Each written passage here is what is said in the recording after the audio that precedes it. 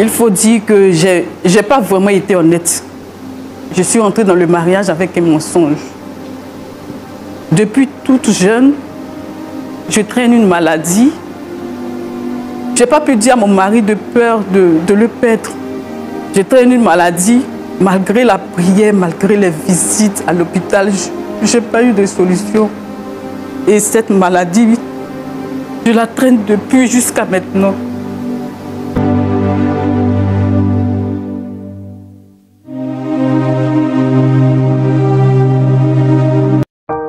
Je vis vraiment des moments difficiles. Je vis un grand désert, si on veut dire.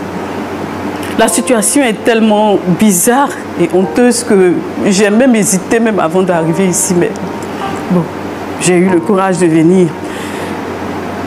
Il faut dire que la situation est vraiment embarrassante. Et cela a touché l'harmonie de mon foyer, au point où mon mari a demandé le divorce. Je suis vraiment anéantie.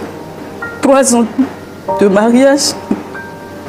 Et puis sortir avec un divorce, vraiment, je n'arrive pas. Je n'arrive pas à supporter.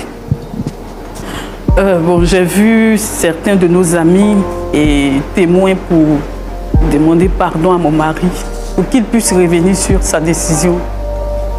J'ai vraiment tout essayé. Et j'espérais avoir la solution ici. Franchement, c'est pour cela que je suis venue jusqu'à là. On n'est pas loin du divorce. En fait, j'ai rencontré mon mari il y a 5 ans de cela. Et c'est un homme attentionné, compréhensif. Quelqu'un qui est bon et c'est l'homme idéal pour moi. Nous avons cheminé ensemble pendant 2 ans et on s'est mariés. Il faut dire que j'ai pas vraiment été honnête. Je suis entrée dans le mariage avec un mensonge. Depuis toute jeune, je traîne une maladie. Je n'ai pas pu dire à mon mari de peur de le perdre. Je traîne une maladie, malgré la prière, malgré les visites à l'hôpital, je n'ai pas eu de solution. Et cette maladie, je la traîne depuis jusqu'à maintenant. Je me suis mariée avec et le jour de la noce, en fait, j'urine sur le lit, je n'arrive pas à retenir mes urines. Depuis que je suis toute petite, je n'ai pas trouvé de solution, je n'ai pas trouvé de remède. Et cela me ronge. Je me sens toute honteuse chaque fois, mais bon, je vis avec. Non, je ne lui ai pas dit. En fait, j'avais peur de le perdre. Parce que c'est quand même une situation un peu difficile. C'est vraiment difficile. Je ne pouvais pas. Je ne pouvais pas. À vrai dire, je n'avais pas d'idée, mais bon, je me suis laissée emporter. Et pour moi, ça allait s'arranger au fil du temps. C'est ce que je me suis dit. Mais bon, voilà. Il a su ça le jour de la noce. Et j'étais tellement embarrassée que je lui ai dit non, certainement, j'étais fatiguée suite à la cérémonie, voilà. Donc, après ça, on a vécu avec la prière. Donc, je lui ai dit tout simplement que j'étais fatiguée. Maintenant, c'est au fil du temps qu'il a vu que c'était récurrent. Donc, on a essayé de vivre avec, voilà, avec la prière. Il me soutenait, il me soutient beaucoup, mais vraiment, c'est difficile. C'est difficile. Comme je disais, nous avons, le jour de la noce, il a constaté et nous avons vécu cette situation. On a essayé de gérer ça pendant 3 ans. Pendant 3 ans aussi, on n'a pas eu d'enfant. Mais avec la prière, on espérait. On espère toujours. Et 3 ans après, pendant 3 ans de mariage, on nous annonce que son oncle est décédé. On est allé aux funérailles. Et quand je suis arrivée, la belle famille m'a logée. Et comme je vous le disais, je connais déjà mon problème. Donc j'ai essayé d'aller prendre une chambre à l'hôtel. Mais la belle famille a mal pris. Parce que déjà, depuis 3 ans, la belle famille est sur mon foyer. Parce que je n'ai pas d'enfant. Depuis 3 ans de mariage, pas d'enfant.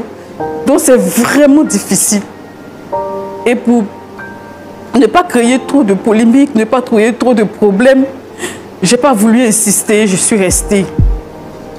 Parce que d'abord ma belle-mère qui jugeait que moi je pensais que sa maison n'était pas assez accueillante et propre pour que moi je puisse dormir. Donc vraiment j'ai renoncé à ce projet-là. Je suis restée et je devais dormir avec mes belles-sœurs. Et le premier soir, j'ai uriné sur le lit.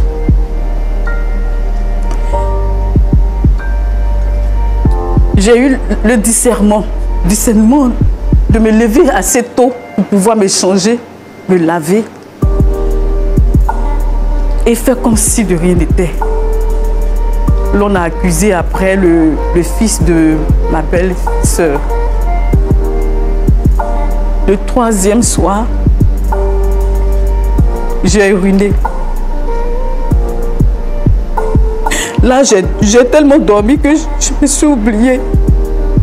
Je me suis réveillée avec les cris de ma belle-sœur qui se moquait de moi en fait et qui me traitait de menteuse, qui me traitait de tous les noms parce que elle venait de constater que j'avais uriné, que c'était moi. J'ai vraiment vécu la situation très mal. J'ai eu vraiment mal. Je me suis sentie indignée. J'ai crié au bon Dieu, pourquoi moi? Pourquoi moi? J'ai mal vécu la situation et mon mari encore plus puisqu'il était devenu la risée de la famille. Ses soeurs se moquaient. Ses soeurs me traînaient de tout, de stérile, de femmes qui pissent sur le lit. J'ai été vraiment indignée. Mon mari ne supportait plus, c'est pour cela qu'il a demandé le divorce. Je viens sur ce plateau pour que vous puissiez lui demander pardon véritablement. Je ne veux pas le divorce. Je ne veux pas divorcer. Celui que j'aime. Je n'ai pas demandé ça. Mais je suis victime, juste. Et je dois vivre avec.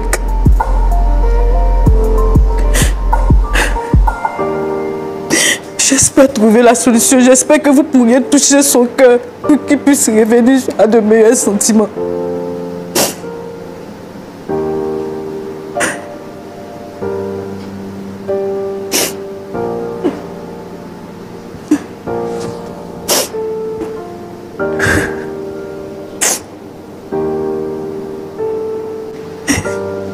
Il a quitté la maison familiale.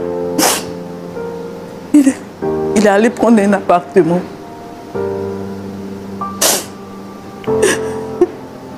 Je me retrouve toute seule. Sans soutien. Sans rien.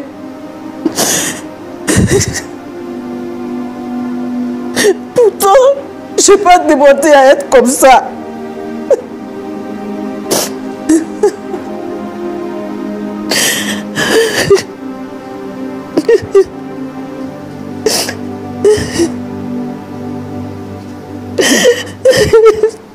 J'ai pas d'enfant. Et voilà cette situation qui me tombe là-dessus. Me marier pour divorcer. Non.